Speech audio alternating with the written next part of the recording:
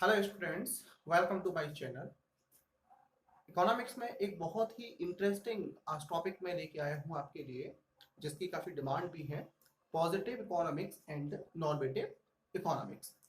दोनों चीज़ें क्या हैं, पहले हम अलग अलग इन दोनों को एक्सप्लेन करेंगे, दोनों का मीनिंग समझेंगे, फिर उसके बाद में हम इन दोनों को डिफ्रेंशिएट करेंगे एज ए कंक्लूजन। तो एंड में अगर ये वीडियो आप कंप्लीट देखते हैं तो एंड में आपको ये क्लियर होगा कि पॉजिटिव इकोनॉमिक्स और नॉर्मेटिव इकोनॉमिक्स क्या है, दोनों में क्या रिलेशन है, क्या मीनिंग है, दोनों में क्या डिफरेंस है, दोनों में ये सारी चीजें आप क्लियर कर पाएंगे। तो स्टार्ट करते हैं। पहला है पॉजिटिव इकोनॉमिक्स। पॉजिटिव इकोनॉमिक्स क्या है? जिसमें कोई भी फैक्ट आइदर ट्रू और फॉल्स, कोई भी स्टेटमेंट, कोई भी इकोनॉमिक इशू या तो वो सही है या गलत है।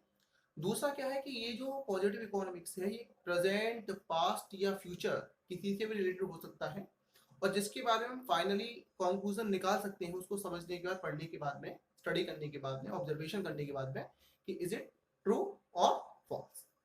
लेकिन अगर बात करते हैं नॉर्मेटिव इकोनॉमिक्स की, तो नॉर्मेटिव इकोनॉमिक्स में प्रेजेंट, पास्ट और फ्यूचर नहीं, केवल एक पॉसिबिलिटीज दिखाई जाती हैं कि शायद ऐसा कुछ हो सकता है या ऐसा होना चाहिए। एक एक एग्जांपल से क्लियर कर सकते हैं। जैसे कि अगर मैं आपसे ये पूछूं कि वर्ल्ड में नंबर 1 पॉपुलेशन पर कौन सा कंट्री है, अब आप कहोगे जापान, तो मैं तुरंत कह सकता हूं, या बाकी जो लोग साइड पे बैठे हुए, कि Japan is the wrong answer, ये तो गलत है। हमने पढ़ने के बाद तुरंत बताया। तो ये क्या है? Positive economics. क्योंकि सबको पता है कि वर्ल्ड में ग्रेटेस्ट पॉपुलेशन वाला जो कंट्री है वो कौन सा है? चाइना है। और सेकंड नंबर पे कौन सा आता है? वो इंडिया आता है। हमने ऑब्जर्वेशन करके बता सकते हैं। तो क्या था, या क्या है, और यह क्या होगा जो डेफिनेट होगा, ठीक है, तो उसको तो हम पॉजिटिव इकोनॉमिक्स में लेके आते हैं।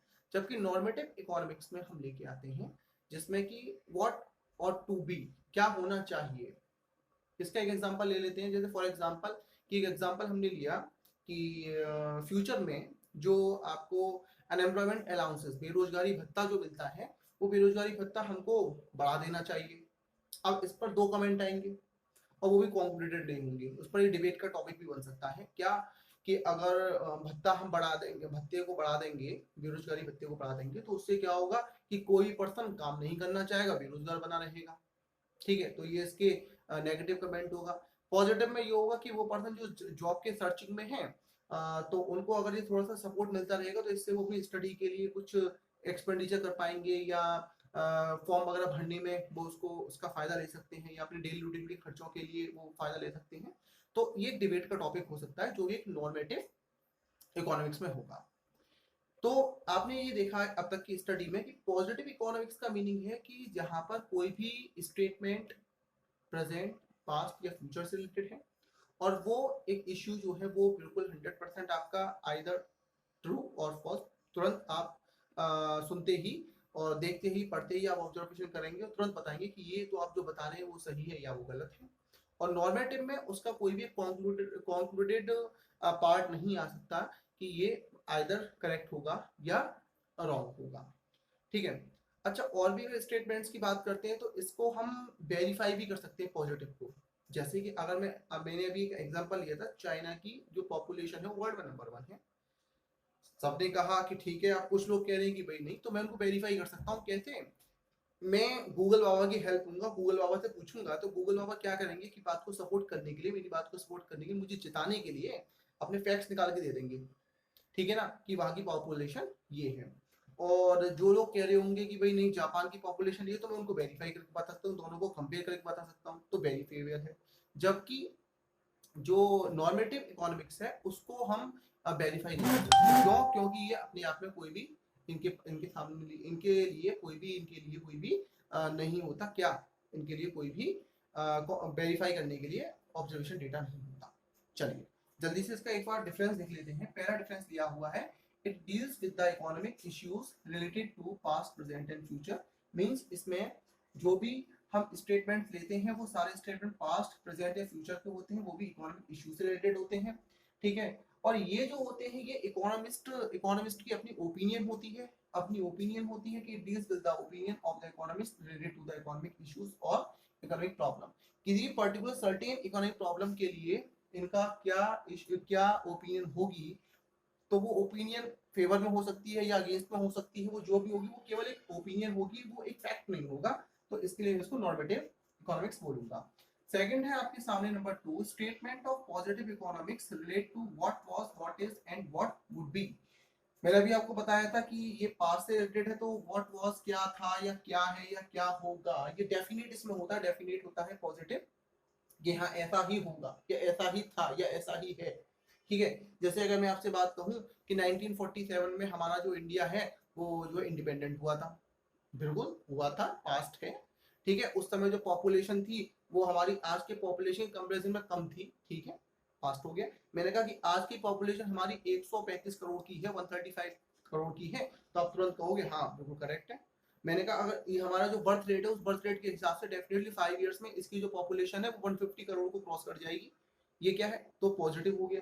ठीक है, लेकिन अगर मैं बात करता हूँ नॉर्मेटिव इकोनॉमिक्स की, तो इसमें statement of the normative economics relate to the what ought to B.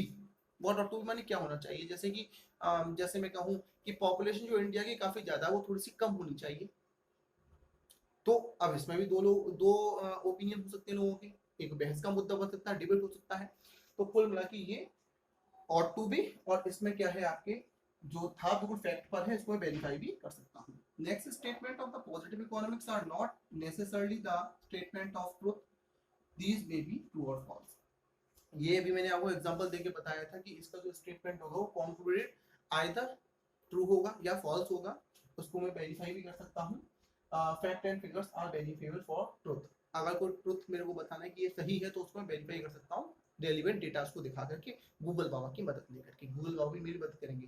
कहते हैं ना सच के साथ तो पूरी दुनिया होती है ना, तो सच के साथ तो गूगल बाबा भी, जब जिसके साथ गूगल बाबा है वो तो बता ही देंगे। तो ये आपको क्लियर हुआ। नेक्स्ट है नंबर 4, इसमें मैंने आपको बता रहा था normative statement can not be turn as a true और फॉल्स। अब ये जो नॉर्मेटिव स्टेटमेंट है, जो इकोनॉमिक्स की जो ओपिनियन है, वो हम नहीं कह सकते कि वो ट्रू और फॉल्स है। मतलब एक लंबा डिबेट चलेगा, लेकिन डिबेट के बाद कंक्लूजन क्या होगा वो नहीं कह सकते हैं। तो these statement involve the opinion only, इसमें केवल ओपिनियन होती है। मेरी ओपिनियन है, मैं चाहता हूँ कि मैं पिज्जा खाना चाहता हूँ, मेरी ओपिनियन है। और दूसरा कह रहा है कि नहीं भाई मुझे नहीं खाना, मुझे तो जो बर्गर खाना है, तो वो उसकी ओपिनियन है। ठीक है, या हो सकता है कि वो कुछ और खाना चाहता हो, तो ये ओपिनियन डिफर भी हो सकती है। ठीक है, क्या पिज्जा देख के मुंह में पानी आ गया क्या? हाँ, अभी थोड़ी देर और इसको क्लियर कर लेते हैं, उसके बाद फिर पिज्जा खाने जाना।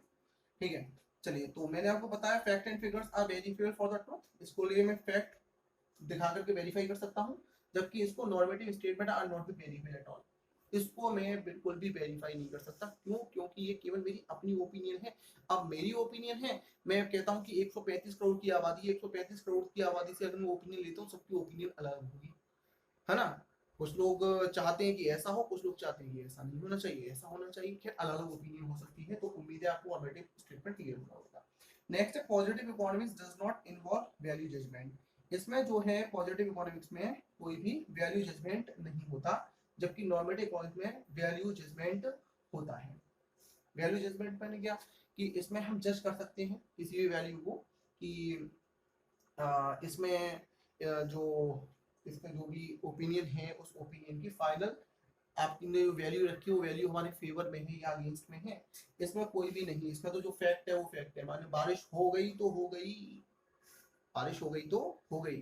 ठीक है, इसमें जो भी है उसको हम वेरीफाई नहीं कर सकते। तो ओवरऑल आपको पॉजिटिव इकोनॉमिक्स का मीनिंग मैंने आपको समझाया, अभी नॉर्मेटिव का मैंने अलग से समझाया, दोनों को कंपेयर करके बताया। तो ये टॉपिक आपको बहुत अच्छे से क्लियर हो गया होगा, ऐसा उम्मीद करता हूँ। जल्दी से वीडियो को लाइक कर दीजिए और अपने दोस्तों के साथ शेयर कर दीजिए, और अगर अभी भी आपने मेरे चैनल को सब्सक्राइब नहीं किया है तो सब्सक्राइब कर दीजिए और बेल आइकन को प्रेस कर दीजिए, जिससे कि मेरी जो नेक्स्ट वीडियो आपको मिलेंगी वो आपको लगातार मिलती रहे।